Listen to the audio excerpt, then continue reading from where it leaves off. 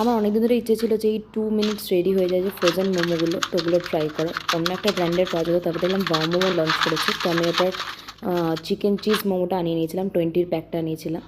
তো আমি সেদিনকে 8টা মতন মোমো খেয়েছিলাম। তো 5টাকে আমি স্টিম করে নিয়েছিলাম, জাস্ট গরম জল করে 3-4 মিনিট মতন হাই ফ্লেমে করলেই রেডি হয়ে যায়। আর 3টেকে আমি প্যান ফ্রাইড করে নিয়েছিলাম, তো অল্প তেল দিয়ে জাস্ট লাল লাল করে ভেজে নিলেই দেখতে যে একদম রেডি হয়ে যাচ্ছে। একটু কিছুক্ষণ রাখতে হয়, নাহলে বাইরের কোটিংটা অত ভালো করে হয় না। তারপর ওটার সাথে যে সসটা দেয় ওটাই ট্রাই করেছিলাম, একটু ঝাল ছিল আমার মনে হচ্ছিলো, কারণ যেহেতু আমি ঝাল কম খাই।